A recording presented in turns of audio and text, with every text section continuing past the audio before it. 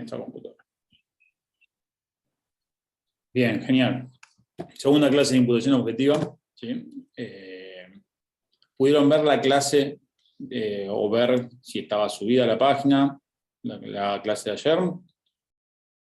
Bueno, con la comisión chequeamos si está, así que si tienen alguna duda o algo, está colgada ya en la página web, ¿sí? Teoría del delito 496.webnode.com. Así que bueno, empezamos con la segunda clase de imputación objetiva, como les decía, ¿sí? Y vamos a arrancar desde donde habíamos quedado, ¿sí? Que habíamos quedado acá. Ya tengo que poner compartir pantalla ahora. Compartir pantalla, ahí vamos.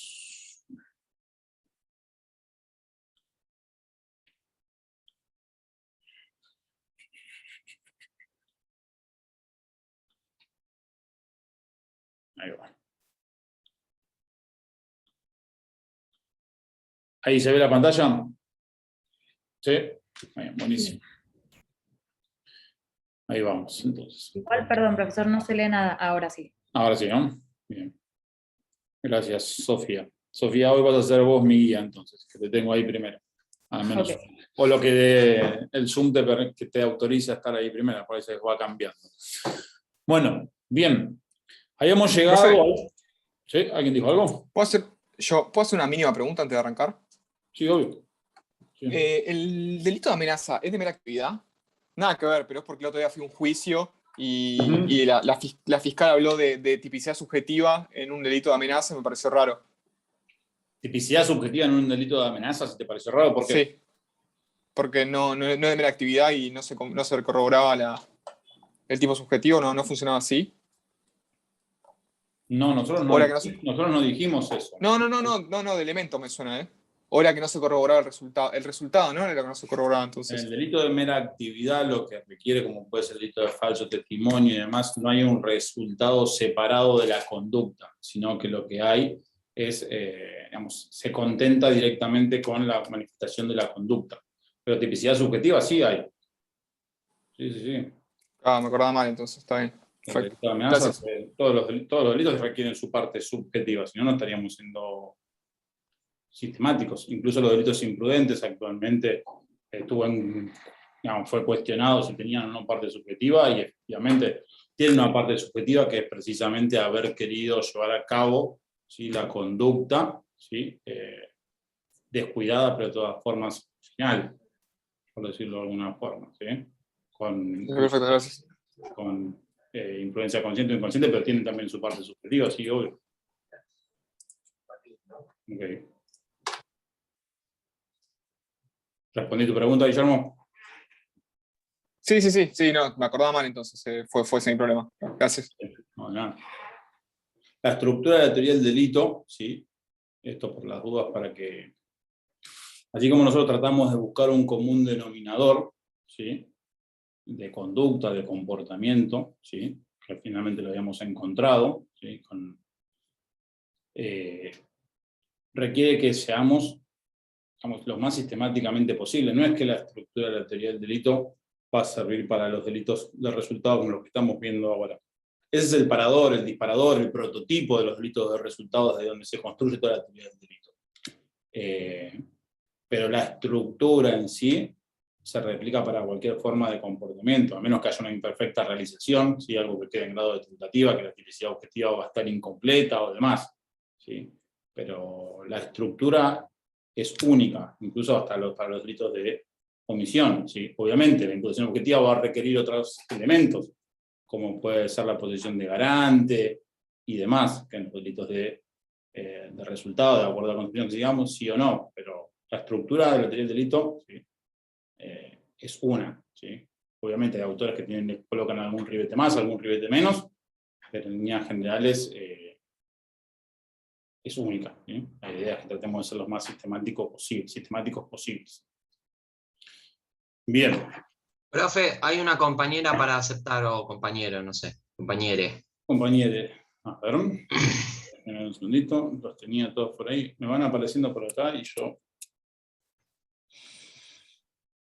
¿Por qué no me aparecen ahora? Tengo que dejar de compartir pantalla.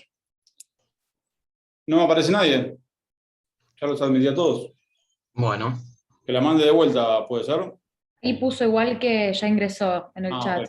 Ok. listo. Buenísimo. Bien. Bueno. Ahora los participantes pueden ver. Perfecto. Ya se habrán dado cuenta que yo no soy el más ducho de todos con la computadora, ¿no? Por eso a veces me demoro como me está pasando ahora o me está pasando recién. Pero bueno, bien. La pantalla compartida se ve. A ver, sigo admitiendo, ahí entró Hernán Silva. ¿Sí? Así que seguimos. Habíamos llegado acá, entonces, la clase pasada, ¿no? Habíamos afirmado que la mayoría de los autores, ¿sí? Incluso los más normativistas, como Jacobs, ¿sí? Afirman o hablan de la necesidad de verificar la causalidad en los delitos de resultado. ¿Sí? Es esta condición mínima de imputación, es este primer paso, ¿sí? Que indefectiblemente van a tener que hacer ustedes al momento de resolver, ¿sí? Precisamente un caso práctico, ¿sí? O incluso en el parcial, que saben que en los exámenes nosotros tomamos casos prácticos, ¿sí? Así que en eso vayan tomando nota, ¿sí? De las cosas que no pueden omitir. Si en el examen no nos hablan de causalidad, si no corroboran la causalidad, claramente pues ya le estamos adelantando también que claramente es muy posible que tengan un examen, ¿sí? Que trate de un delito de resultado, obviamente. Así que la causalidad indefectiblemente la van a tener que señalar, van a tener que explicar, ¿sí? Si hay algún problema con alguna regla, algún correctivo, lo verificaremos. Pero esto, tengámoslo presente que es necesario, ¿sí? Más allá de las críticas que le podamos hacer y más allá de que, como planteamos en la clase pasada, tal vez habría que verificar por qué aún la seguimos exigiendo, ¿no? Pero bueno, esto todavía no se ha impuesto. Hernán Silvera, ¿es el tema de la llave que le había preguntado? Hay alguien que está hablando de una llave que no tiene nada que ver con causalidad, pero no importa. Lo vamos a dejar. No sé quién fue tampoco, pero no importa. Por las dudas, silencien los micrófonos y quien quiera hablar se los activa en este momento. Lo activan en el momento que quiera hablar. La tarjeta. Bien. ¿Qué tal? Te había dicho y no me dijiste. Hernán, creo que sos vos, Hernán Silva, puede ser que estés con el micrófono abierto y estás hablando de unas llaves. Bien. Ahí vamos. Claro, habíamos terminado ahí, pero también habíamos dicho que íbamos a ver una segunda teoría que no llegamos a verla y yo en el momento me equivoqué, no es que me he olvidado, ya me estaba quedando prácticamente sin voz, y era la teoría de la adecuación, ¿sí? La teoría de la adecuación, que obviamente, casi de sentido común, lo que quería la teoría de la adecuación era obviamente limitar los problemas de la causalidad, ¿no? Esto de que nos llevaba al infinito, de que aparentemente en todas las condiciones que fuesen, todas esas condiciones precisamente que condicionan el resultado, no se me viene a la mente la palabra, eran causa de ese resultado, ¿no? Condición sin la cual no. Entonces esto nos traía una serie de problemas bastante evidentes, por lo cual surgió propio el desarrollo de la evolución histórico-dogmática, la teoría de la adecuación, ¿sí? Y con la idea obviamente de limitar esa causalidad. No sustituía obviamente a la teoría de la equivalencia, sino que su idea, su objetivo, como les venía diciendo, era suprimir todas las condiciones, ¿no?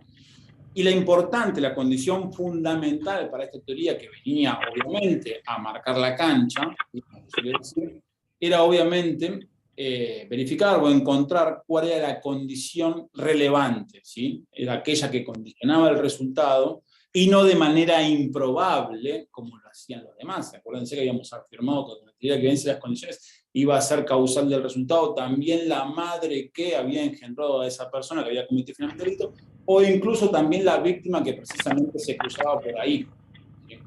Entonces esto parecía ser que traía una serie de problemas que no nos terminaba de convencer mucho, ¿sí? Eso por un lado. Y obviamente, ¿sí?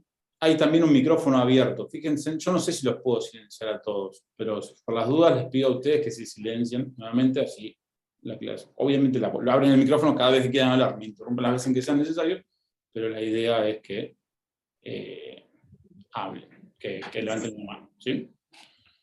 Bien. Entonces, ¿sí? Obviamente lo que estábamos buscando era precisamente cuál era la conducta, ¿sí? Cuál era la condición que efectivamente había repercutido en el resultado, ¿sí? Esta teoría de la ecuación negaba obviamente la relación causal entre la acción y el resultado, ¿sí? Si el suceso finalmente se había producido por un curso totalmente improbable, ¿sí? Es decir, no previsible al momento. Lo cual guardaba cierta lógica, ¿sí? O evidenciaba que la situación era palmaria el error, ¿sí? El error o la deficiencia, el error no, la deficiencia de la teoría de la equivalencia de la cuántica. Claro, el problema, ¿sí? Que no respondía a cuál era el interrogante, ¿sí? O con qué grado de probabilidad se iba a finalmente determinar cuál era la causación de ese resultado, ¿sí? Entonces, lo cierto es que nuevamente teníamos que introducir componentes valorativos y al fin y al cabo terminaba siendo una teoría de la imputación y no una teoría de la causalidad, ¿sí? Bien, dejo de compartir porque de todas formas sigo escuchando, creo que es Hernán, fuiste vos, te voy a silenciar, aquí tenemos en pantalla, ahí está, pues se escuchaba un zumbido tremendo. Así que hay que... Profe, disculpe. Sí. ¿Cómo era lo último que no responda al interrogante de qué grado? ¿Con qué grado de probabilidad se van a terminar finalmente, ¿sí? Analizando, reduciendo cuáles eran efectivamente esas condiciones que efectivamente eran relevantes para la producción del resultado, ¿sí? El mayor problema, no un problema de la teoría de la ecuación, sino que terminábamos por verificar, ¿sí? Que esa condición que al fin y al cabo consideraba siendo relevante, esa selección que terminaba siendo la teoría de la ecuación, al fin y al cabo terminaba siendo una teoría de imputación objetiva, ¿sí? Terminaba verificando cuál era la conducta que finalmente, ¿sí? Terminaba repercutiendo realmente en el resultado, ¿sí? Pero obviamente era una teoría de la imputación objetiva. Ya estábamos haciendo una valoración de las cosas y no estábamos analizando desde el plano de las ciencias naturales, ¿sí? Como podría ser la teoría de la causalidad, ¿sí? La causalidad pura, ¿sí? Así que bien, seguimos grabando. Sí, gracias, profe. No, de nada. Bien. Y así es como llegamos, ¿sí? A imputación objetiva, ¿sí? Llegamos a imputación objetiva, que es el tema que nos vamos a meter hoy. Claro, ¿qué significa imputar? ¿Sí? Y esta es la primera pregunta, ¿sí? Que les formulo a ustedes, ¿sí? A quien tenga ganas de... ¿qué entienden ustedes por imputar? Porque claro, si nosotros estamos afirmando, ¿sí? Ustedes ya saben, ¿sí? Que nosotros tratamos de ser... o sea, comulgamos con autores que son funcionalistas o normativistas, ¿sí? Que son la oferta de autores que ustedes tienen para analizar. Lo primero que me surge preguntarles es qué significa imputar, qué es lo que queremos con imputar, ¿sí? Porque ya estamos hablando o estamos criticando indirectamente todo lo que sea atribuir consecuencias producto de un infortunio, producto de la causalidad, si se quiere, ¿no? Como que esto no nos alcanzaba, ya habíamos marcado una serie de errores que nos decían, no, esperen, ¿sí? Esto, hay algo que está mal, ¿sí? Que tenemos que buscar algo más, tenemos que buscar un plus para poder cargarle a alguien las consecuencias de un determinado resultado, ¿sí? Voy a poner los términos más sencillos. ¿Qué pasa si yo voy caminando por la calle y me empujan contra Hernán, ¿sí? Contra Florencia, contra Elena, contra cualquiera, ¿sí? Yo no llevo a cabo ni siquiera una conducta, ¿sí? Porque actué como una mera masa mecánica, me empujé. Todos los elementos de la conducta, del comportamiento relevante, ¿sí? Que ustedes ya vieron con Santiago, no van a estar verificados, ¿no? Entonces, ¿se me puede atribuir, se me puede imputar ese resultado? Que acá me van a decir, ya tuvimos las primeras clases. No se me va a poder imputar precisamente porque no hubo acción, ¿sí? Hay una causal de exclusión de la acción en ese caso. Usted actuó como una mera masa mecánica. Lo sumo responderá quien lo empujó a usted, ¿sí? Pero ¿qué significa imputar? Sin más problema, pues si no ya les estoy dando la respuesta prácticamente. no sería como indicar o determinar que una persona fue o quién es probable que haya realizado dicho acto. Por ejemplo, en el caso de empujar, determinar quién fue la persona que empujó. Ok. Digamos, por ejemplo, ¿No es adjudicar responsabilidad a alguien? Adjudicar responsabilidad. Sí, está bien, pero pasa que adjudicar, como estamos usando medio como sinónimo, ¿no? usted No, dijo que sería poder determinar que tenía esa persona, digamos, quería llegar a ese fin, obtener ese resultado. Y ahí ya entraría el campo de lo subjetivo. Claro, pero si vos ya te vas dentro del campo de lo subjetivo, ¿sí? Creo que dijiste voluntad incluso, ¿sí? La fórmula clásica del dolo, conocimiento y voluntad, ¿sí? Con todos los golpes que ha sufrido, que el dolo es conocimiento y voluntad, porque prácticamente ya es conocimiento, ¿sí? Los autores más modernos lo encaran o lo señalan por ese lado, ese sería el rumbo. Pero, en pocas palabras, ¿sí? Imputar significa atribución de un hecho al hombre, ¿sí? Y no a causas externas del mismo, ¿sí? Atribución de un hecho al hombre y no a causas externas del mismo. ¿Qué quiere decir esto? Claro, tiene cierta lógica, o creo yo que tiene cierta lógica con la idea de lo que nosotros venimos trabajando, ¿no? Es esto de atribución a la mera libertad y no a la causalidad. Atribución a la libertad. Tengan presente que uno de los principios sobre los cuales se formula todo el sistema de imputación, ¿sí? Es que nosotros somos sujetos libres, tenemos una libertad de organización. El derecho penal nos dice, organícense como quieran, ¿sí? Ustedes pueden incluso llevar conductas riesgosas, ¿sí? Para bienes jurídicos, pero controlen esos riesgos, controlen que finalmente de esos riesgos no se lleven a cabo, no se terminen lesionando esferas de organización de terceras personas, ¿sí? Es decir, existe una libertad de organización, ¿sí? Pero una responsabilidad por las consecuencias. Y eso opera como un sinalagma, no se separa, ¿sí? Así es como tenemos que operar. Nos podemos desenvolver como querramos, tenemos una libertad de organización, pero vamos a responder por las consecuencias de cualquier output lesivo que salga hacia un tercero con el cual interactuamos, aunque sea anónimamente, ¿sí? Aunque sea anónimamente. Esto pareciera ser importante. Libertad de organización y responsabilidad por las consecuencias. Es uno de los principales principios ¿sí? Con los cuales nosotros vamos a trabajar a lo largo de toda la materia.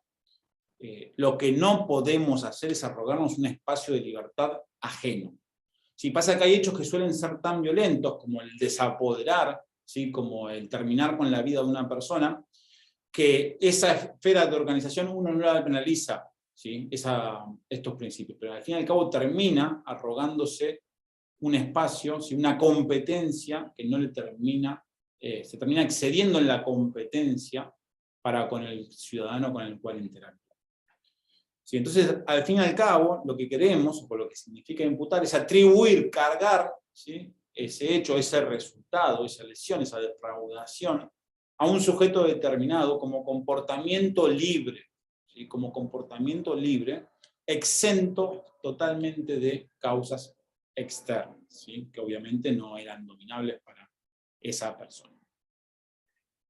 Bien, y este cuadrito que también ya lo habíamos señalado, ¿sí? En la primera parte, es para, solamente lo vuelvo a reiterar, lo vimos en la primera clase, solo para que veamos dónde vamos a trabajar, ¿sí? ¿Dónde vamos a trabajar? La finalidad del derecho penal obviamente no la podemos excluir, ¿sí?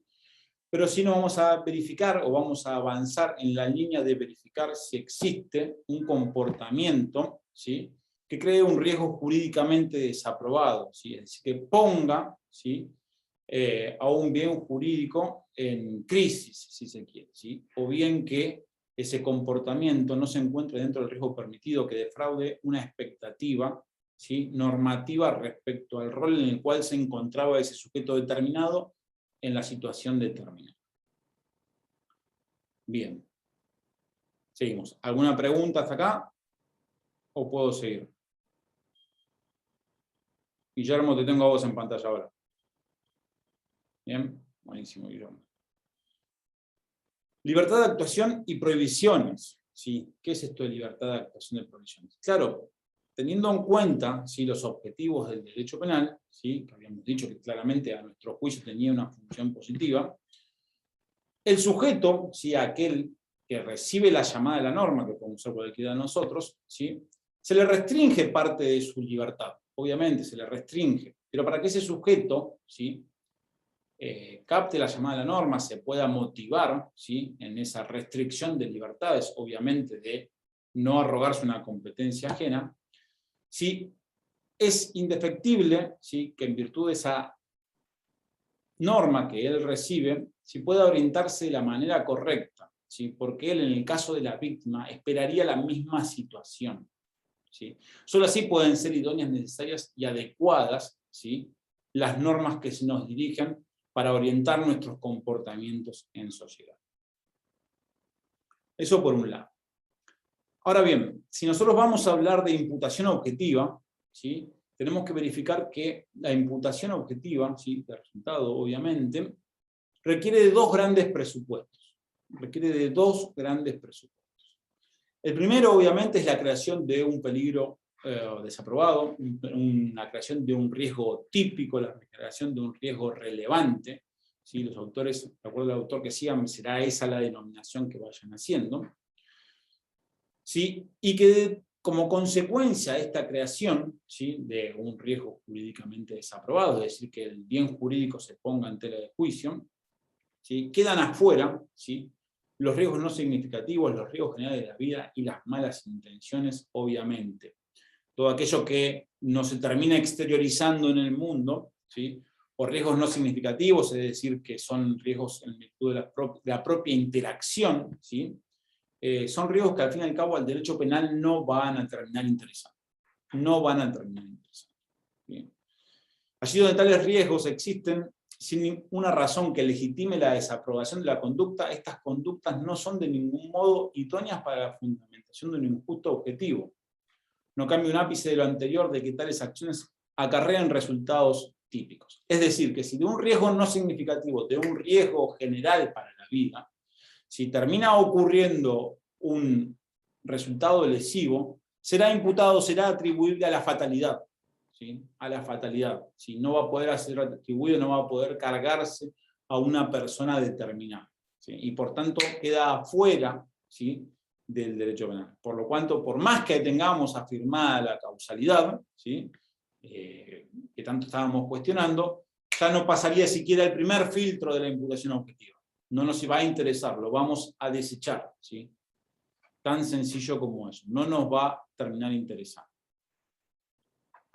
El segundo presupuesto de la imputación objetiva, ¿sí?, es precisamente que entre la creación del riesgo jurídicamente desaprobado, el riesgo típico que venía diciendo, ¿sí?, por parte del autor, existe una relación de riesgo, palabra clave, relación de riesgo, entre esa conducta y finalmente el resultado. ¿Sí? Es decir, que para que se pueda terminar cargando ese resultado, ¿sí?, al autor del hecho, el resultado se tiene que explicar como consecuencia del comportamiento desviado del sujeto, como consecuencia del riesgo. Y le voy a poner un ejemplo bien claro, ¿sí?, bien de manual. Que cualquiera de nosotros eleve finalmente en una conducción vial, en conducción reglamentaria de un rodado, finalmente la eleve por encima del riesgo permitido, es decir, que supere la velocidad permitida, ¿sí?, y si finalmente se termina produciendo un resultado disvalioso como consecuencia de que una persona quiere terminar con su vida y se arroja de un puente, ¿sí?, en ese caso no habrá relación de riesgo, ¿sí?, no habrá relación de riesgo por más que el sujeto vaya a una velocidad excesiva. Tal vez podamos hablar de una conducción antirreglamentaria que creó un peligro abstracto, ¿sí?, y que podrá ser imputada, ¿sí?, en virtud de estas nuevas formas delictivas, ¿sí?, como puede ser la conducción de un rodado automotor a excesivas velocidades, pero no se va a poder imputar el resultado muerte, ¿sí?, de esa persona. ¿Por qué? Porque no hay relación de riesgo. Sencillamente por eso. ¿Faltará el segundo requisito de la teoría de imputación objetiva? Sí. pese a estar ante una creación desaprobada de un riesgo, el resultado producido no tiene nada que ver con la infracción del derecho. Es decir, no es su consecuencia específica. Frisch lo dice así, no tiene nada que ver. Cuando no tenga nada que ver, no se va a poder imputar objetivamente ese resultado. ¿Sí? Lo cual parece bastante atinado. Sin perjuicio de que, repito, se pueda imputar finalmente otro comportamiento como puede ser la creación de un peligro abstracto. ¿Sí? Veremos si será concreto, peligro presunto, con todas las discusiones que tienen los delitos de peligro abstracto. ¿Está bien? ¿Vamos bien? ¿Hasta acá más o menos quedó claro? Estos serían los dos presupuestos básicos que ustedes van a tener que buscar. ¿Sí? Vamos a ver cómo lo hacemos ahora, ¿no? Es el paso siguiente. Pero son dos presupuestos. La creación de un riesgo jurídicamente desaprobado, ¿sí? Y el segundo requisito es precisamente que exista una relación de riesgo, ¿sí? Una relación de riesgo entre la conducta descuidada, entre la conducta generadora y el resultado, que se pueda explicar. ¿Sí? ¿Puedo hacer una pregunta quizás media tonta? No, nada va a ser tonto. Decime. Estamos acá. La relación... Eva, ¿no?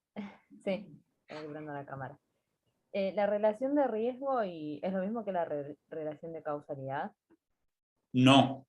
La relación de causalidad es lo que estamos verificando en el paso anterior, en la causalidad, ¿sí? Que lo vas a poder como relación de causalidad, como nexo causal, como causalidad a secas, es el paso anterior. ¿Sí? No podríamos haber avanzado acá si no verificamos el nexo de causalidad. Ok. ¿Sí? Vamos bien. ¿Alguno más tenía esa duda? Eva, buenísima tu intervención. Acá estamos todos para aprender en grupo, por decirlo de alguna forma. Bien. ¿Algo más? ¿Sigo? Bien. Bien. Entonces, esos van a ser los dos presupuestos. Ahora viene la parte más divertida, la parte más complicada, si se quiere, que van a hacer verificar cuáles son todas esas reglas, ¿sí? Para hablar precisamente de que estamos en la creación de un riesgo jurídicamente desaprobado, que sería el primer presupuesto. ¿Sí? El primer presupuesto. Por eso me pareció interesante poner estas dos placas respecto a lo que nosotros queremos buscar para poder imputar objetivamente un resultado. ¿Sí? Esto tengámoslo presente. Claro, y esto indefectiblemente lo tenemos que hacer, porque exhibirles o plasmarles la estructura, ¿sí? Respecto a los dos autores principales. Profe, que tienen como... Sí. Por ahí me estoy adelantando, pero ¿y en la tentativa, entonces lo que se hace justamente es que falla la imputación objetiva desde ese punto de vista, desde que no hay una consecuencia específica por la acción? ¿Quién está hablando? Por el riesgo de... Yo, Guillermo. Guillermo. En la imputación objetiva, ¿sí? Lo que ocurre es que en realidad vos tenés tenés incompleto el tipo objetivo, pero no así el tipo subjetivo. Por eso ¿Y es acá donde se incompleta? ¿Cómo? ¿Es acá donde se incompleta? Exactamente. Por eso es que se habla de tipos de imperfecta realización. ¿Sí? Si hablamos de una estructura, por decirlo de alguna forma, lo más sencilla posible, ¿sí? Para poder tener completa la tipicidad objetiva como la subjetiva, ¿sí? Tendríamos que hablar de 2X. ¿Sí? 2X para imputación objetiva de comportamiento, imputación objetiva de resultado. Y abajo 2X que podemos ponerla, digamos, dolo. ¿Sí? En esta parte lo que vas a tener va a ser incompleta únicamente, precisamente, de la tipicidad objetiva, solamente la creación del riesgo. Independientemente de que después tengas una tentativa acabada o inacabada. ¿Sí? Pero vas a tener incompleto el tipo objetivo en la tentativa, no así el tipo subjetivo. ¿Se entendió, Guillermo? ¿Sí? Pero por eso es que se denomina a la tentativa, le hablamos de tipos de imperfecta realización. ¿Sí? Porque va a faltar algo en el tipo objetivo, precisamente porque no se termina produciendo el resultado. ¿Sí? Porque el autor desistió, ¿sí? Porque una tentativa inidónea, porque era una tentativa acabada que finalmente el sujeto llevó a cabo un comportamiento que intenta desistir de la producción del resultado. Bien. Sigo entonces. les decía, la idea de esto que les voy a poner ahora es la estructura para que ustedes sepan cuál es la estructura de Roxin y cuál es la estructura de Jacobs. Bessel sigue prácticamente la misma estructura de Roxin, ¿sí? Así que omití ponerlo en la placa, pero en líneas generales es prácticamente idéntica. Estructura de imputación objetiva. La creación de un riesgo jurídicamente no desaprobado, un riesgo no permitido, perdón, un riesgo jurídicamente desaprobado. Dentro de esto va a haber supuestos en los casos que podemos denominar disminución del riesgo, y ahora vamos a ver a continuación si efectivamente que en un caso de disminución del riesgo se puede llegar a imputar ese resultado o no, ¿sí? Con todos los problemas que tiene. Puede ocurrir que exista una falta de creación del peligro, precisamente, hay un error de tipeo, y creación de peligro y cursos causales hipotéticos, ¿sí? Y obviamente riesgo permitido, ¿sí? Estos son los presupuestos, ¿sí? O los componentes que vamos a tener que analizar para verificar que existió la creación de un riesgo jurídicamente desaprobado. Y finalmente vamos a pasar a esa relación de riesgo que tanto les señalé, ¿sí? O que traté de hacerles hincapié. Y puede ocurrir que se excluya finalmente la imputación como consecuencia de la falta de realización del peligro, falta de realización del riesgo no permitido, ¿sí? Con las sutilezas que tiene cada uno, y obviamente el fin de protección de la norma de cuidado, ¿sí? Vamos a ver si efectivamente esa norma de cuidado violentada tenía como fin evitar ese tipo de resultados, algo del ejemplo que les fui señalando, conducta alternativa conforme a derecho y teoría del incremento del riesgo. Y obviamente como final, como cláusula de cierre, Roxin introduce el alcance del tipo, es decir, si finalmente no la norma de cuidado, sino el tipo penal finalmente tenía por objetivo evitar ese tipo de resultados. Esto no es otra cosa más que el índice de la obra de Roxin, ¿sí? Puede variar alguna palabra u otra, porque lo hice a efectos únicamente didácticos, si se quiere. Sí, pero estas serían las tres estructuras que ustedes van a tener que analizar, ¿sí? Al momento de un supuesto de hecho, para verificar si tenemos corroborada la imputación objetiva. Jacobs pareciera ser mucho más sencillo, pero reviste su complejidad, obviamente, y él habla de esta serie de institutos, ¿sí? Riesgo permitido, principio de confianza, posición de garante y provisión de regreso, y finalmente concurrencia de riesgos y consentimiento. Estas serían las dos grandes estructuras, ¿sí? Que se lo traje solamente a fines didácticos, solamente para que ustedes lo puedan analizar después con posterioridad. Obviamente ahora nos vamos a introducir y vamos a ir mechando, ¿sí? Tanto Roxin como Jacobs, ¿sí? Para que veamos las diferencias obviamente que hay entre unos y otros. Muchas veces en las grandes, en lo sustentable, si se quiere coinciden en muchas cosas, no es que hay grandes diferencias, se puede explicar. Pero como tratamos de pedirle que sean lo más sistemáticos posibles, creo que era fundamental señalar esto. Creación de un riesgo no permitido, ¿sí? ¿Puedo avanzar? ¿Vamos bien? ¿Hasta acá? ¿Sí? Bien. Creación de un riesgo no permitido. Claro, el primer supuesto, ¿sí? Que prácticamente todos los manuales, no solo Roxin y Jacobs, sino Bessel, Pfister o cualquier otro que ustedes analicen, habla de la disminución del riesgo como presupuesto precisamente de la exclusión, ¿sí? de la imputación, ¿sí? Y yo les hablo de disminución del riesgo, ¿qué es lo primero que piensan? ¿Sí? O sea, ¿qué sería la disminución del riesgo? ¿Y cuál sería la razón de ser de por qué no corresponde, ¿sí? Imputar precisamente un resultado? Porque aunque existe una disminución del riesgo, el resultado se produjo. El resultado se produjo, ¿sí? Pero ¿por qué no se va a poder imputar ese resultado? Puede ser porque, es que no sé si la disminución del riesgo conlleva a que el riesgo deje de estar jurídicamente reprobado. O por ejemplo, si uno está haciendo una maniobra o lo que es una acción que conlleva riesgo, pero si la está ejecutando con las precauciones necesarias dispuestas por la ley, por ahí eso alcanzaría para considerar una disminución del riesgo y que no se impute, o que no se complete la tipicidad. Puede ser también el ejemplo que creo que está en el libro de Sansinetti, que dice que una persona salva a otra de ser golpeado en la cabeza con una piedra y se termina lesionando, digamos, porque le pega en otra parte del cuerpo. No sé quién está hablando. Primero habló Guillermo y ahora no me lo marca Marcos. Marcos. Tiene que ver con las dos cosas, ¿sí? En este caso en particular, no sé si tiene que ver tanto con un riesgo, como dijiste vos, Guillermo, que uno lo esté manipulando, ¿sí? Pues lo estás manipulando, ¿sí? Hay un riesgo que está sobre tu esfera de competencia y vos finalmente tenés que arbitrar los medios necesarios para que ese riesgo, ese peligro que vos estás manejando, que puede ser uno permitido o no, pero bajo determinadas circunstancias, para que no se desencadene en resultados valiosos para terceras personas. Sí tiene razón el ejemplo lo que dijo Marcos, ¿sí? Que no lo dice solo Sansinetti, ese ejemplo lo dan todos. ¿Sí? Parecía ser que cuando un sujeto, ¿sí? Ejerce una acción de salvataje hacia un tercero y aminora el riesgo, ¿sí? no lo sustituye, sino que lo aminora, pareciera ser que esa conducta, ¿sí? Incluso si se quiere hasta solidaria, ¿sí? Porque intentó ponerlo en una situación mejor que la que se encontraba, no debiera ser imputable, ¿sí? No debiera ser imputable a ese sujeto, el resultado finalmente.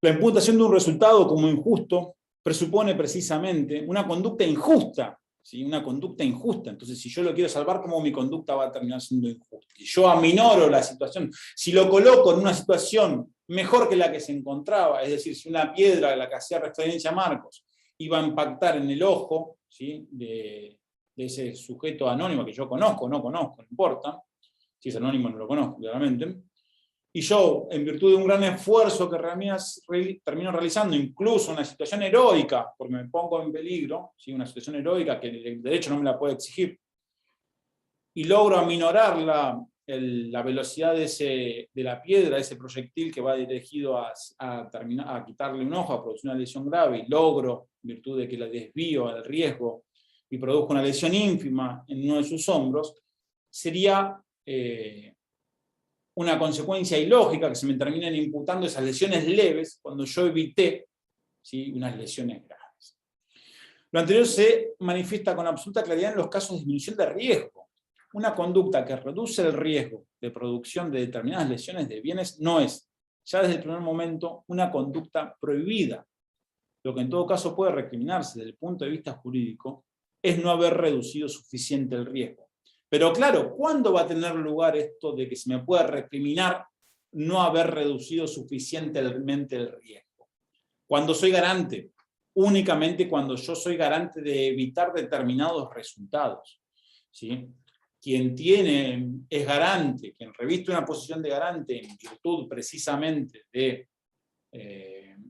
un deber institucional, como pueden ser los padres con los hijos, ¿sí? A ese padre que no termina de controlar todos los riesgos en virtud de los cuales se encuentra su menor, ¿sí? Desde un toma corriente, uno cuando tiene un hijo sabe que a las tomas corrientes le tiene que poner determinadas protecciones para que el menor no vaya y no meta los dedos y no termine produciéndose una muerte por electrocutamiento de ese menor, ¿sí? Todos esos deberes, ¿sí? Los tiene precisamente en virtud de la posición de garante, tiene el deber de evitar ese tipo de resultados. Si lo hace mal el garante, podrá atribuírsele cierta responsabilidad, esto de no haber reducido suficientemente el riesgo, ¿sí? Son casos particulares que incluso pueden ser imputables en forma imprudente, pero la estructura de la imputación objetiva termina siendo la misma, ¿sí? Pero quedémonos con esta situación, ¿sí? Que cuando uno reduce un riesgo, ¿sí? De todas formas se termina produciendo un resultado, lo reduce, lo disminuye, ¿sí? Ese resultado no debiera imputarse a ese sujeto. Encima que el sujeto lleva una actitud heroica, no tenía el deber, no era un funcionario que tenía la obligación de evitar ese resultado, sería una consecuencia ilógica imputarle finalmente el resultado. No es objetivo de las normas jurídico-penales prohibir las acciones que, por lo menos, se dirigen a atenuar las lesiones inminentes. Vean cómo lo dice Wessels, se dirigen a atenuar lesiones inminentes de bienes jurídicos y reducir el riesgo de un daño cuando ya han fracasado las posibilidades de prevención. ¿sí? Es decir, ese sujeto que arrojó la piedra para quitarle el ojo, para dañarle el ojo definitivamente, no captó la llamada de la norma. La norma no lo disuadió de llevar a cabo ese comportamiento, ¿sí? Esa amenaza penal no sirvió. Entonces aparece un tercero solidario que intenta ponerle una mejor situación, no tiene sentido, ¿sí?, imputarle finalmente la lesión de las lesiones leves en el hombro, ¿sí? Hay autores que señalan que es un gambito beneficioso, ¿sí?, ese comportamiento por parte del sujeto que mejora las condiciones de ese bien jurídico, la integridad física. Y ojo, acá hay que tener en cuenta, porque muchas veces se suele confundir, ¿sí? A mí cuando yo estaba en Derecho Penal 1, ustedes están en Teoría de Delito, que es 2, pero en Derecho Penal 1, cuando uno era alumno, me ocasionaba cierto problema con el estado de necesidad justificante, ¿no? Estado de necesidad agresivo justificante. El estado de necesidad justificante, uno sustituye el riesgo, y por tanto, al sustituir el riesgo se analiza en la antijuricidad como un permiso. Acá no estamos sustituyendo el riesgo en la disminución, estamos aminorando el riesgo, ¿sí?, el riesgo en el cual se encuentra ese bien jurídico, ocasionado por un tercero.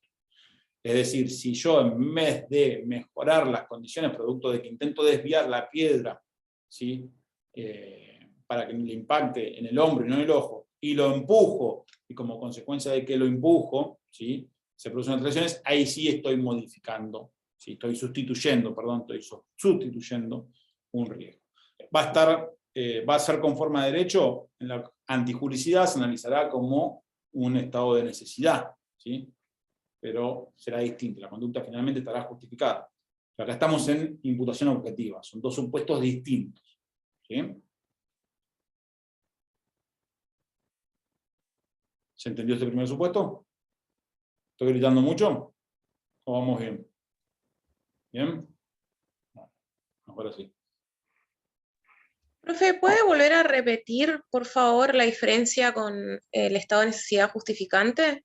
Sí, claro. Que no entendí. En el estado de necesidad justificante, ¿sí?, lo que ocurre finalmente es que el sujeto sustituye un riesgo por otro. Sustituye un riesgo por otro. Acá no, acá dentro del mismo riesgo se aminora, ¿sí? Por eso es que se llama el instituto se llama disminución del riesgo, ¿sí? Y el otro se lo sustituye. Por tanto, cuando hablamos de un estado de necesidad justificante, la conducta va a ser típica, ¿sí?, típica objetivamente y subjetivamente, pero estará justificada si concurren las causales de un permiso, ¿no? Claramente. Habrá que analizar cada caso en particular, si sean los presupuestos. La legítima defensa tiene una serie de presupuestos, el estado de necesidad justificante tiene otros presupuestos, obviamente. Bien. Sigo.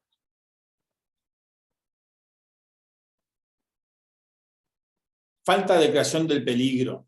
¿Sí? Falta de creación de peligro. Es decir, se va a excluir cuando hay una falta de creación de peligro. El derecho no toma en cuenta los mínimos riesgos socialmente adecuados que van unidos a ellas, por lo que de entrada no es imputable una causación de resultado producidas por las mismas. Es decir, en estos casos, lo que tenemos es obviamente analizada o corroborada, ¿sí?, la relación de causalidad, ¿sí?, pero al fin y al cabo, ¿sí?, esa conducta que tal vez terminó favoreciendo, ¿sí?, que otro lleve a cabo un comportamiento desviado hacia lo delictivo, la conducta inicial es una conducta socialmente normal y generalmente no peligrosa, ¿sí?, que no puede estar prohibida, ¿sí? Aunque finalmente, excepcionalmente, ¿sí?, en virtud de que un sujeto incardinó, ¿sí?, su comportamiento social delictivo, se termina produciendo un resultado, ¿sí? ¿Cómo lo vamos a analizar? Obviamente desde una prognosis objetivo posterior, ¿sí?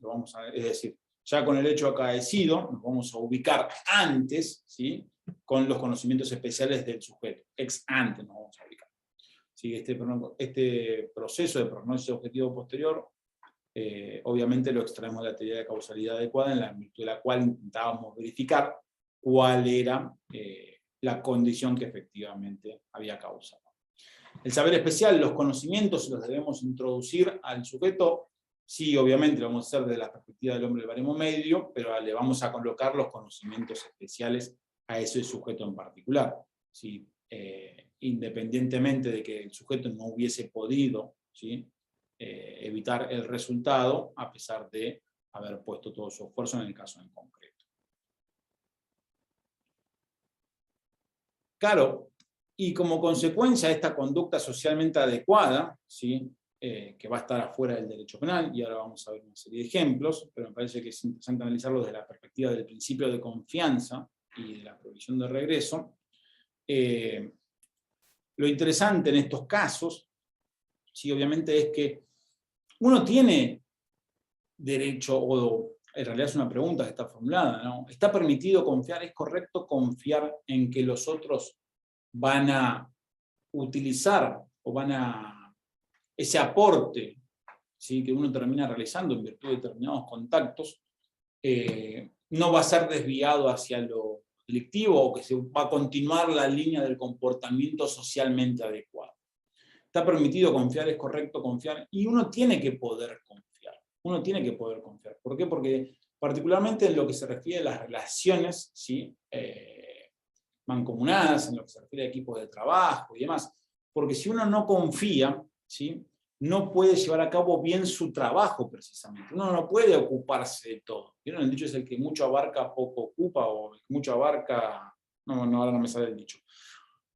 Poco aprieta. El que mucho abarca, poco aprieta. Ahí está, bien, gracias. No sé quién lo dijo. Para que podamos desenvolvernos, para que podamos, en esta sociedad de riesgos en las cuales estamos insertos, indefectiblemente es necesario confiar, ¿sí? Porque trabajamos en una división de trabajos. Pero claro, cada uno tiene determinadas incumbencias, uno tiene determinadas competencias respecto a las cuales debe desenvolverse en forma correcta. ¿No? Ahí va. Ahí va.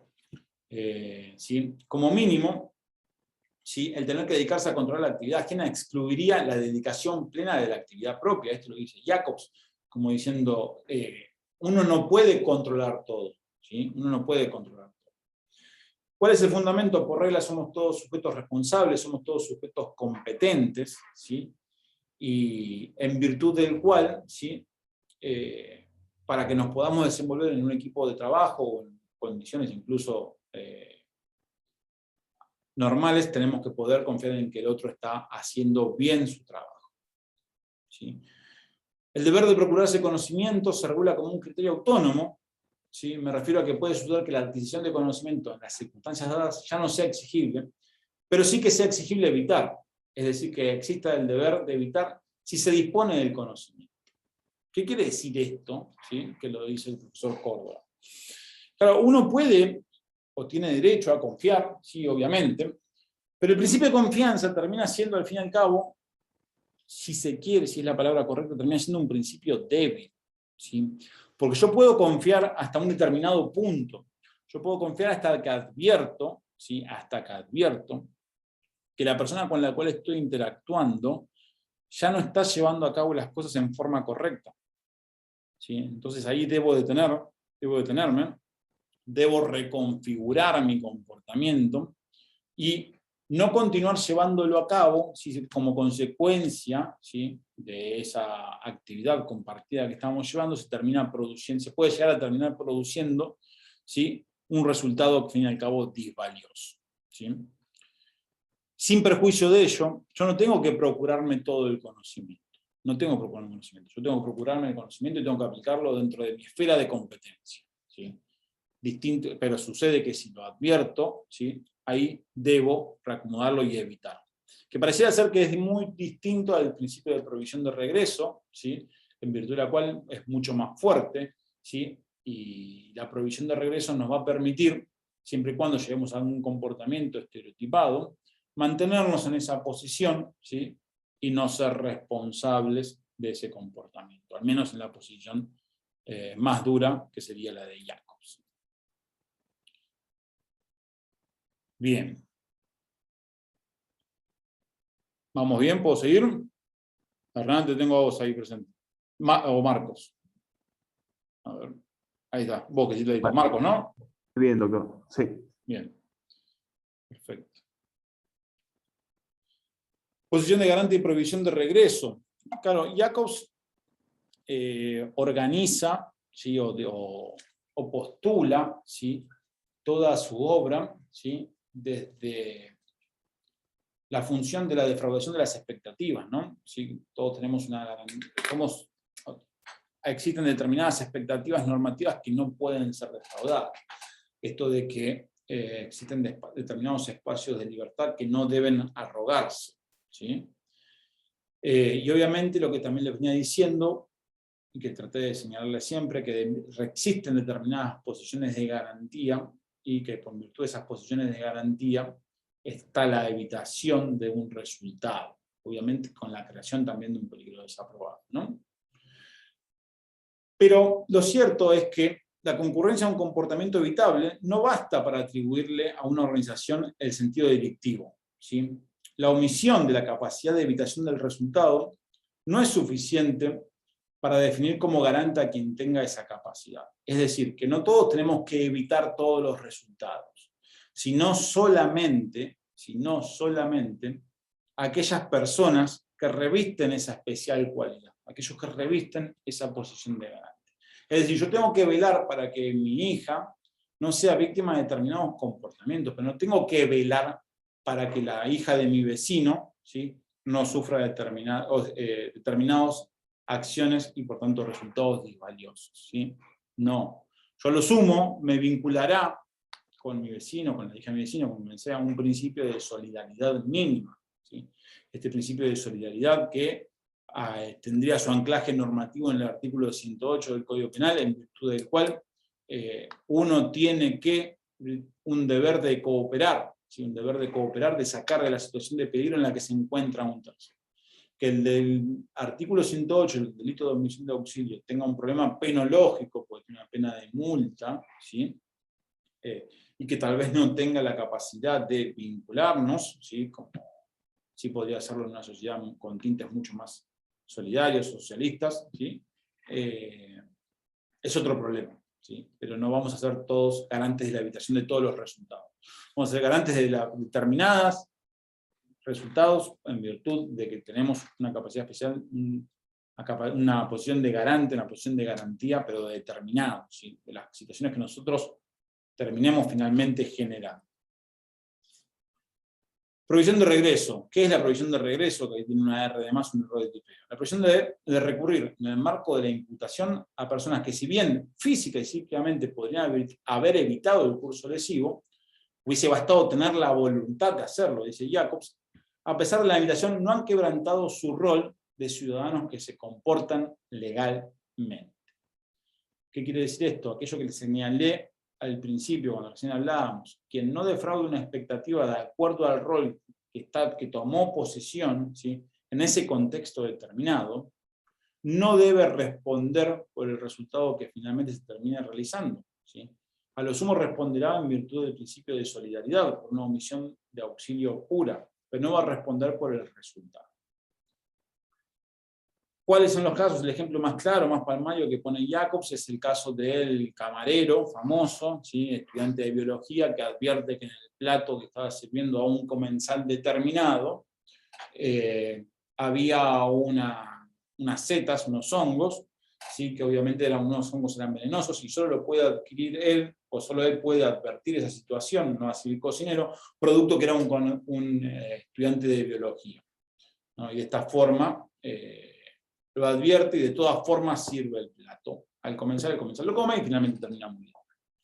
En estos casos en particular, si seguimos la teoría de Jacobs, ¿sí?, particularmente, en estos casos en concreto, el sujeto no va a poder responder por el resultado, el camarero estudiante de biología, ¿sí?, precisamente porque él no salió de su rol, sino que directamente va a terminar respondiendo precisamente por una omisión de auxilio. Distinto sería el supuesto en el caso de que el sujeto, ese camarero, vea precisamente a su enemigo o al amigo que le robó la novia, ¿sí?, y dirija ese plato con las setas venenosas a esa persona y finalmente así se termine produciendo la muerte de su amigo que le había robado la novia. Obviamente, vean cómo repercute el conocimiento en este caso en particular, ¿sí? Entonces, no va a quedar la impunidad, sino que se va a poder atribuir una solidaridad mínima, ¿sí?, que en nuestro ordenamiento está tipificado en el artículo 108, como les venía señalando. Sí. ¿Quién habla ahí? Ignacio. Ignacio. Ay, en ese ejemplo creo que lo habíamos dado la clase pasada. Eso refiere a que en cada momento de la vida o en determinado momento de la vida nosotros estamos cumpliendo un solo rol. Porque en esos casos me hace ruido Jacobs, a mí me está haciendo un poco de ruido, me parece que le voy a explicar algo.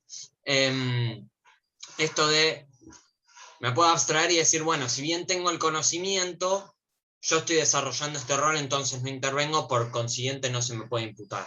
Eso es constantemente así. Si el tipo fuese efectivamente biólogo y no estudiante de biología, ¿eso cambiaría la situación? Bien, si me preguntas a mí, te diría que no cambiaría la situación, porque ese sujeto en ese momento está... O sea, los roles son dinámicos. Hoy vos estás acá como estudiante, ¿sí? Y termina la clase y por ahí tenés un emprendimiento y sos el jefe de una planta nuclear, o te pones a conducir un Uber, lo que sea. Los contextos son un montón y uno va tomando posición de determinados roles, ¿sí? de acuerdo al contexto en el cual se inserta en la configuración de la sociedad. No es que uno tiene un rol y ese rol lo reviste todo el tiempo. ¿Sí? No, eso sí, digo, por eso si mientras yo estoy revirtiendo mi rol de, en este caso, alumno, si hay una circunstancia paralela en ese espacio de tiempo en el cual yo puedo intervenir y no intervengo, aunque tenga los conocimientos para. Yo estoy desarrollando este rol. Si quiero intervengo, si no quiero no intervengo. No importa mi conocimiento o mi mejor posición respecto de otra persona en la misma situación para ayudar a ese tercero, en este caso el comensal. Jacobs lo dice en estos términos: cuanto más vigencia tenga la provisión de regreso, mejores van a ser los campos de libertad en los cuales nos podamos desarrollar. Palabras más, palabras menos. ¿Por qué? Porque si no, al fin y al cabo, el conocimiento que vos terminás adquiriendo termina siendo una carga. Entonces vos vas a tener que andar verificando siempre, ¿sí? En virtud de tu conocimiento de biólogo, lo que sea, vas a tener que ir verificando cada plato que vos sirvas. ¿Sí? Y siempre sería imputable, además. En una función determinada, en un contexto, en un rol determinado. ¿Sí? Bien. Después, cuando vos salgas de esta clase, ¿sí? Si tenés familia, si tenés un hijo, tenés una hija, claramente vas a posicionarte, ¿sí? Lo aprendí fuego, Ignacio, no tiene hijas por lo No, todavía no, me falta. Me falta un elemento, básicamente el otro 50% falta, así que mientras tanto... No va a estar la posición de garante, ¿se entiende? Entonces no vas a poder nunca posicionarse en el rol de buen padre de familia. ¿Sí? Bien. Va a estar instalado. Doctor. Sí. Perdón, también se suele usar otro ejemplo, ¿no? De aquel que crea un arma y después otra persona la utiliza para matar a una persona. Ese que creó el arma, digamos, no tiene ese deber de garante, por lo tanto no respondería. Ojo, porque el arma es una cosa peligrosa. Vos no podés tener un arma y dejarla cargada en cualquier lugar. No, digo al que la creó, yo qué sé, pongámosle... al que la creó. Mario Watson, no sé. Entonces, aquel que va y utiliza un arma de él, un Smith Wesson, no va a ser... Si mata a alguien, no va a ser responsable quién la creó. Sí, claro. Igual ya no sé si tiene tanto que ver con... desconozco, no sé nada de armas, no me gustan las armas, nada, las armas no me generan nada, no quiero cometer un error en ese sentido. Pero sí, claro, ya con la teoría de la equivalencia de las condiciones, este sujeto al creador del arma se la podríamos imputar, o al vendedor, o a quien sea, y en realidad sí, ese sujeto terminó llevado, uno puede comprar un arma bajo determinadas condiciones. Sí, que requerirá un examen psicofísico, se requerirá que esté habilitado, el ANMAC, que es el organismo que antes era el RANAR, terminará exigiendo cuáles son los requisitos para que un sujeto pueda ir y comprar un arma, y dará la tenencia o la aportación. ¿Sí? Pero sí, claro, nunca se le va a poder imputar al creador del arma el resultado de muerte finalmente. Ahora, si me autorizaron el arma, para que yo tenga el arma y la dejo cargada, ¿sí? En un lugar accesible, ¿sí? para que mi hijo menor de edad vaya y cometa un hecho disvalioso, ahí veremos cuáles fueron las situaciones o el contexto en concreto para ver si se me puede atribuir responsabilidad, ¿sí? Ya sea a título de dolo o culpa. ¿Sí? Y yo creo que el caso se puede complejizar, el del mesero estudiante de biología, o de lo que sea.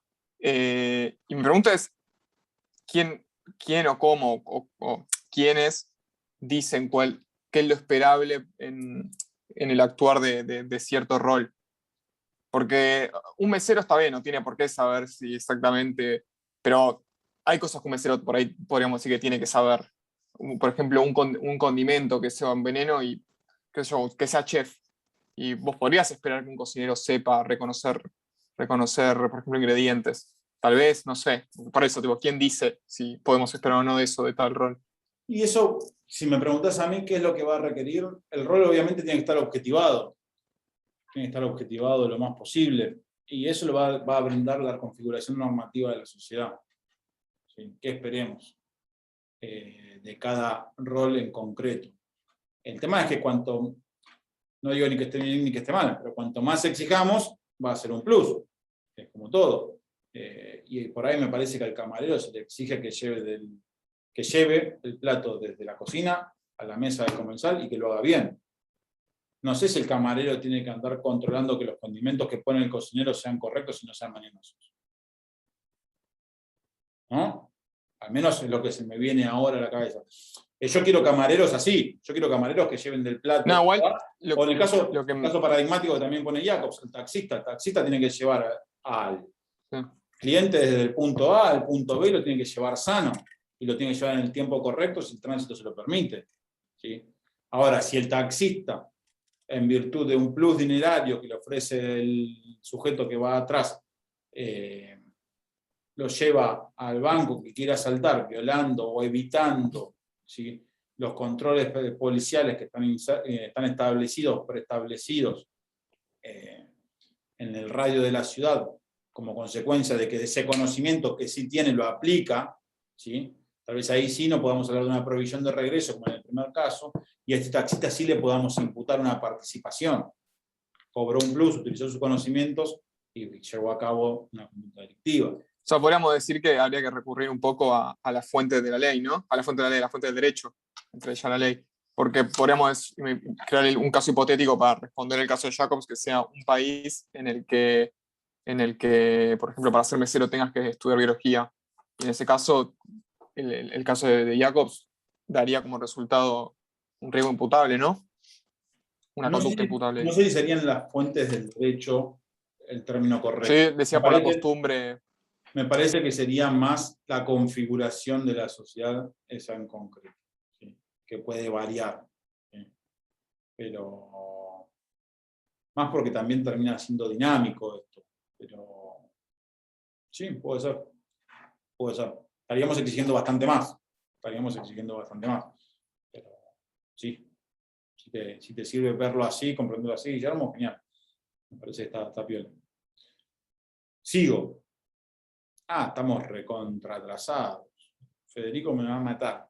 Bueno. Bien.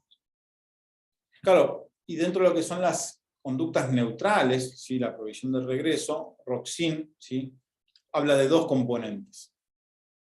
¿Sí? Primero de la referencia de sentido delictiva, ¿sí?, y cuando el colaborador únicamente con una conducta delictiva, cuenta con una conducta delictiva del autor. ¿Sí? La referencia de sentido delictiva es si el sujeto conscientemente favorece una acción que como tal es de naturaleza delictiva. ¿Sí? El caso del sujeto que vende martillos y viene a comprar un martillo a un sujeto que precisamente viene ensangrentado producto de que acaba de terminar de dejar inconsciente a un sujeto, a su enemigo, y quiere comprar un martillo con clara intención de, o con claros indicios de que el martillo va a ser para terminar de ejecutar. ¿Sí? Ahí parece ya ser que el conocimiento, ¿sí?, repercutiría, y en ese caso el sujeto debiera abstenerse de vender martillos, que sería una conducta inocua y socialmente adecuada en la sociedad en la que estamos insertos. Y la otra posibilidad es cuando el sujeto únicamente cuenta con una conducta delictiva del autor. No tiene conocimiento y solo existe la posibilidad. Ahí habrá que basarse en la confianza y en puntos concretos de apoyo para verificar si se puede hablar. Roxina habla en estos casos, ¿sí? Cuando hay dolo eventual, ¿sí?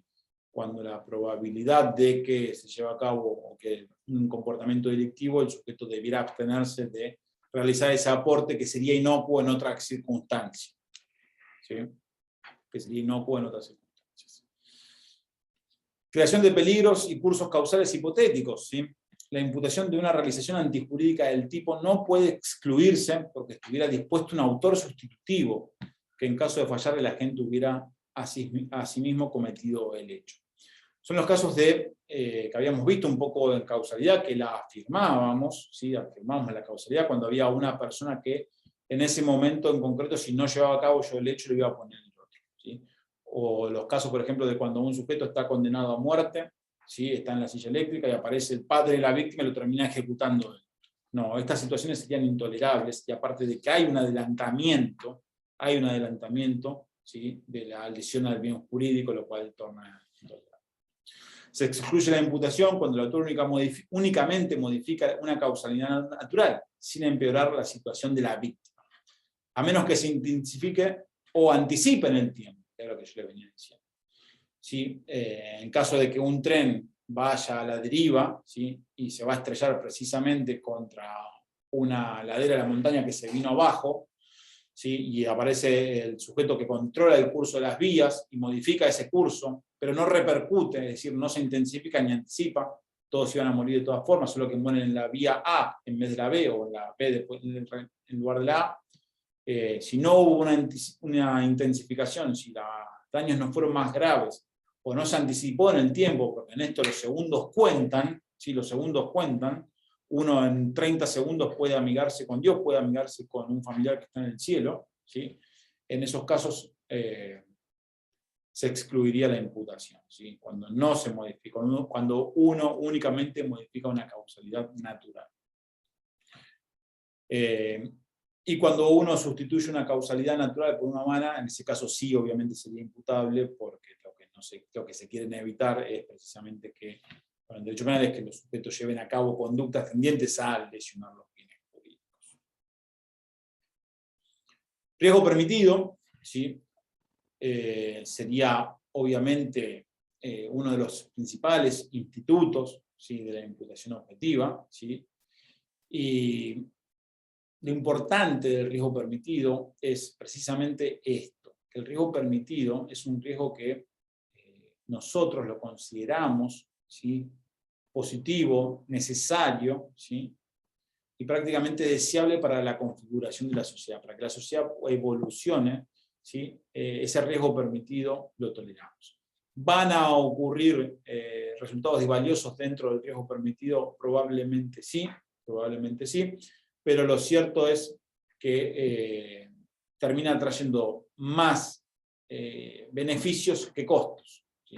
Entonces lo que se termina valorando es la utilidad social de ese tipo de actividad que crea un riesgo. ¿Sí? El prototipo obviamente es la conducción, ¿sí? Del tráfico, la conducción de un rodado, observando las reglas del tráfico vial. ¿Hay riesgos? Sí. ¿Va a haber resultados valiosos? ¿Va a haber muertes? ¿Va a haber accidentes? Sí, va a haber. Pero de todas formas las toleramos porque traen más pro que contras. Y además porque las víctimas son anónimas, no sabemos quiénes van a ser, si no habría que realizar algún tipo de modificación. ¿Esto aplicaría para los casos de, por ejemplo, los autos que se manejan por inteligencia artificial? ¿Los autos que qué? Que se manejan con inteligencia artificial, tipo los Tesla. Esos autos que se manejan solos. ¿Aplicarías? Claro. Bueno, en esos casos falta para que lleguen todavía, ¿sí? Pero en esos casos, de todas formas, ¿ya tenés uno en tu casa? Existen. Sí, no, pero existen. Sí. Claro, para que todo el mundo pueda acceder de una forma tan... claro, sí. Pero creo que ya ha habido casos de que han atropellado personas y matado. Ok, no lo sabía. Pero en esos casos, obviamente, eso, si un auto que es conducido por un sujeto es una cosa peligrosa, un Tesla también va a ser una cosa peligrosa, de la cual alguien va a ser garante de esa cosa peligrosa que se está manejando. ¿Sí? Técnicamente no es conducido por nadie en algunos momentos. Uno lo sería único que tiene es solo un deber de cuidado sobre el Perdón, pero bueno, yo soy un poco medio fanático de estas cosas. Solo tiene un deber de cuidado sobre el camino y tiene un sistema que cada 15 segundos uno tiene que tocarle el volante. Por consiguiente, si uno no lo hace, se desactiva el piloto automático. Eso es un Tesla. Igual, Si eso es un Tesla, es porque hay un conductor, y si hay un conductor, es porque ese conductor va a tener que controlar la cosa peligrosa a la cual no para que lleve a cabo esa conducción automática. ¿Sí? Es como que el caso, no lo reconozco que no sé el caso de los Teslas, pero si yo pongo un arma automática en la puerta de mi casa, ¿sí? Para evitar que cada uno intente treparse al muro, ¿sí? No lo puede hacer, yo soy responsable de esa arma automática. ¿Sí? Que esa arma automática tenga, ¿cómo se llama esto? Que no termine, que funcione correctamente. ¿Sí? Eso es así. Sí, sí. No es que uno puede poner una máquina a operar en la sociedad y desentenderse. Pero no conozco el caso de los Tesla, reconozco. Ahora voy a ver si el fin de semana puedo leer algo, a ver si encuentro algo de la...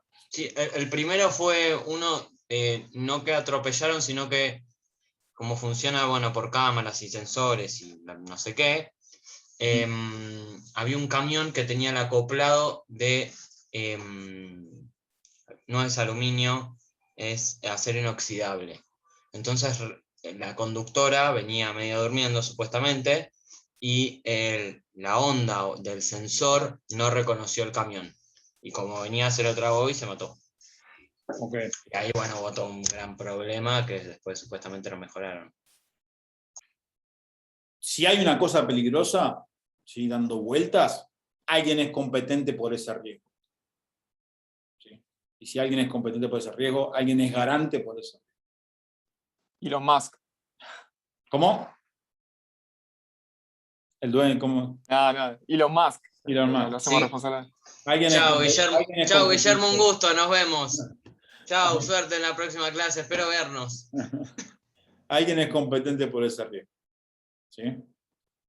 No puede haber riesgos sueltos creados por los seres humanos y que no sean incontrolables.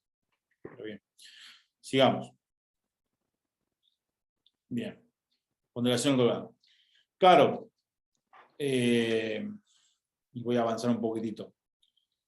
La aceptación no depende de la ausencia del resultado, sino de la forma de la acción. ¿Sí? Y ex ante todo va a indicar que precisamente ese sujeto, ese comportamiento, no iba a producir ningún tipo de resultado. ¿Qué pasa obviamente con los saberes especiales? ¿Cuándo aplicarlos y cuándo no? ¿Sí? Cuando uno es garante de un dominio especial, obviamente va a tener que aplicar todos los resultados. Si no, en los casos, como señalábamos antes, ¿sí? Ese conocimiento especial no debiera tener que aplicarse, o no debiera ser obligatorio aplicar ese conocimiento especial. Si el sujeto lo quiere aplicar, si el camarero que tiene conocimiento de biología lo quiere aplicar y quiere evitar ese comportamiento, fantástico. ¿Sí?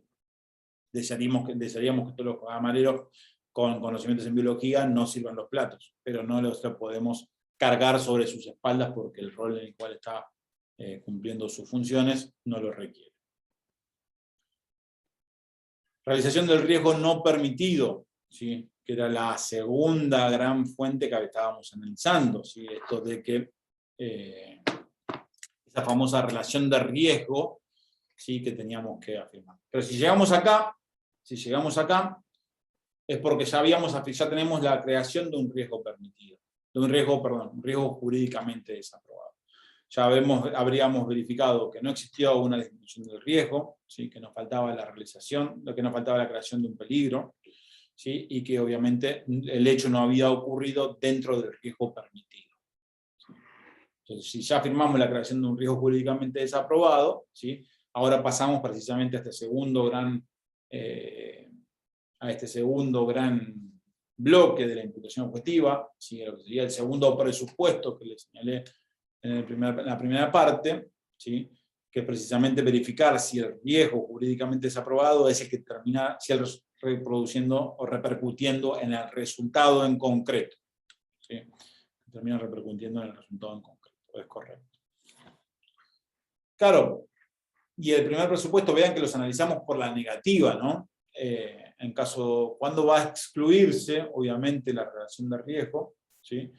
El primero es cuando falta la realización del peligro. Cuando falta la realización del peligro.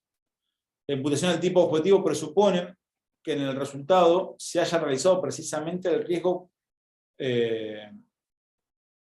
Acá tiene que decir, no puede ser tendría que decir desaprobado, creado por el autor. El riesgo desaprobado creado por el autor. Se excluye cuando el autor creó un riesgo para el bien jurídico protegido, pero el resultado se produce no como efecto de esa plasmación, sino solo en conexión causal. Cuando el sujeto, entre la creación del riesgo jurídicamente desaprobado, ¿sí? Solo hay una relación causal, una conexión, ¿sí? No precisamente producto de la creación, no se va a poder imputar. ¿Cuál sería un ejemplo clásico en estos casos? Son esos supuestos en los cuales Guillermo, ¿sí? En virtud de que no le gustó cómo le respondí una pregunta, ¿sí? Decide golpearme. ¿Sí? Me golpea y yo quedo inconsciente y la facultad me lleva obviamente al hospital para que yo sea atendido. Cuando estoy siendo internado, finalmente hay una persona que no estaba en sus capacidades mentales correctas, decide prender fuego el hospital. ¿Sí? Se prende fuego el hospital y yo muero producto de las quemaduras ocasionadas. ¿Sí? ¿Se le va a poder imputar precisamente este resultado muerto a Guillermo? No se va a poder imputar. Solo hubo una conexión causal. A Guillermo se le imputarán, ¿sí? Las lesiones que me produjo como consecuencia de su comportamiento, pero no así la muerte, porque solo hay una conexión causal. Yo estaba ahí producto de que tenía que recibir una determinada atención médica y no como consecuencia de que había sido víctima de una lesión fatal. ¿Sí? También el otro caso es los casos de exclusión de la imputación, si falta la realización del riesgo no permitido. ¿Sí? Son los casos en los cuales el riesgo no permitido, ¿sí? La imputabilidad del resultado depende adicionalmente de que en el mismo se haya realizado precisamente ese riesgo no permitido. Ejemplos son los casos en el cual el sujeto, ¿sí? Pese a haber hecho todo lo que requería la norma de cuidados y todo lo que estaba a su alcance como consecuencia de la función que estaba llevando a cabo, no hubiese podido evitar ese resultado. ¿Sí? El caso paradigmático, ¿sí? Son esos casos en los cuales un sujeto tiene una cosa peligrosa que se la da a operar a sus dependientes, ¿sí? Y pese a que los desinfectó correctamente, ¿sí? Unos pelos de cabra, en el caso, perdón, se los da, no los desinfectó, y a pesar de que si los hubiese desinfectado en forma correcta, de todas formas se hubiese producido el resultado, toda vez que el virus que contenían no hubiese sido detectado. En estos casos, aparentemente no podría haberse imputado, ¿sí? El resultado. Lo mismo ocurre cuando uno va por una velocidad antirreglamentaria, ¿sí? Cuando uno va a una velocidad antirreglamentaria por una calle de la ciudad, incluso hasta cruza un semáforo en rojo y después vuelve a la velocidad permitida, lleva a cabo el comportamiento correcto, y cuando está llevando a cabo el comportamiento correcto se produce el resultado. Si las normas no tienen precisamente a evitar el adelantamiento de los resultados, sino precisamente que en el momento concreto, ¿sí? Se haya creado o no se haya creado un riesgo jurídicamente desaprobado. ¿Sí? Doctor, ¿le puedo hacer una pregunta Sí, con obvio. respecto a eso? ¿Qué pasa si un conductor pasa un semáforo en rojo, pero a mitad de cuadra alguien imprudentemente cruza la calle y lo mata? Y él estaba bajo la velocidad, digamos, que correspondía. ¿Quién está hablando? Para saber, ¿no? Marcos, doctor. Marcos. En esos casos, ¿sí? Habrá que analizar el caso en concreto y cuál fue el distanciamiento y si ya el sujeto había disminuido la velocidad. Pero si en el caso en concreto, como yo me estoy representando en tu ejemplo, el sujeto, a pesar de que cruzó el semáforo en rojo, ¿sí? Y después se vuelve a conducir por la velocidad reglamentaria, ¿sí? Vuelve a conducir por la velocidad reglamentaria, todo indicaría que no correspondería imputarlo. ¿Por qué? Porque además también habría una autopuesta en peligro de la víctima, porque la víctima no cruzó por donde tenía que cruzar. ¿Sí? Uno no puede cruzar por cualquier lado. ¿Sí? Si bien la actividad riesgosa es la conducción de un automóvil, lo cierto es que es una actividad prácticamente, si se quiere, compartida, autos y peatones. ¿Sí? Incluso más con las bicicletas, hoy hay bicisendas, ¿sí? y cuando uno va a tomar el examen, va a rendir el examen de manejo, ¿sí? El circuito por el cual se evalúa si está en condiciones de obtener el registro o no está en condiciones de obtener el registro, tiene precisamente bicisendas, son partes. Las bicis tampoco pueden hacer cualquier cosa, ¿sí? Porque si no hay una autopuesta en peligro por parte del conductor de la bicicleta. ¿Sí? ¿Se entendió esto? Sí, gracias, doctor. No, nada. Dígame, Diego, no me digan doctor, por favor. Bien. Exclusión de la imputación en los casos en que no están cubiertos por el fin de protección de la norma de cuidado, no de la norma penal, sino de la norma de cuidado que termina concretizando cómo debe ser llevada a cabo la actividad. Particularmente estos tienen, es de operatividad en los delitos imprudentes, porque la imputación objetiva, todo lo que veamos ahora, va a ser arrojado como una bolsa cuando veamos imprudencia, ¿sí? Los institutos van a ser prácticamente los mismos. La norma de cuidado tiene un fin determinado, ¿sí? Que es evitar determinados resultados, no todos, ¿sí? El fin de protección de la norma no abarca la concreta forma de producción de un resultado, dice Roxin. Y sí, obviamente es el caso con el cual disparamos la clase de hoy. Es ese caso en el cual uno va conduciendo su rodado, ¿sí? Por encima de la velocidad permitida, ¿sí? Por una autopista, si se quiere por la General Paz, por la Panamericana y demás, y se produce, obviamente, el impacto del auto con una persona que intentó quitarse la vida arrojándose. ¿Sí? El fin de protección de la norma de cuidado de conducir a una velocidad determinada tiene por objetivo evitar que se produzcan lesiones entre los autos, ¿sí? Accidentes de tránsito y además lesiones entre los conductores que van a bordo de los autos. No tiene por fin evitar que un suicida impacte contra el rodado y termine quitándole la vida, ¿sí? La norma de cuidado se concretiza y especifica en un sentido, en un fin último, si se quiere. No tiene por objetivo evitar todos los tipos de resultados de daños. ¿Cómo venimos de tiempo? Bien. Cerramos con esta placa, así ya lo libero. Conducta alternativa conforme a derecho y teoría del incremento del riesgo. Se refiere a la cuestión de si se debe imputar un resultado cuando mediante una conducta alternativa conforme a derecho el mismo resultado, obviamente, hubiera sido evitado, no con seguridad, sino solo probable o posiblemente. ¿Qué quiere decir esto? Que con el comportamiento correcto, el resultado posiblemente, ¿sí? De todas formas, se habría producido. Claro, Roxin da el siguiente ejemplo, es un ejemplo muy paradigmático en virtud del cual crea la teoría del incremento del riesgo, que incluso ha tenido receptación en la jurisprudencia, ¿no?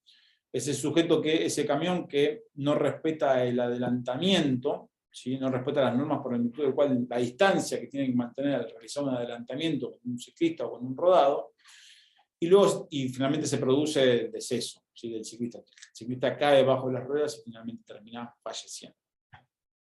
En esos casos en el supuesto de hecho, se termina verificando que el ciclista tuvo finalmente un acto en cortocircuito, producto de que iba bebido y demás, ¿sí? Una causal de exclusión de la acción, si se quiere, pero producto de su competencia, ¿no? Se colocó en esa situación, y el resultado de todas formas, si hubiese mantenido el camino de la distancia, de todas formas se hubiese producido, ¿sí? Probable o posiblemente.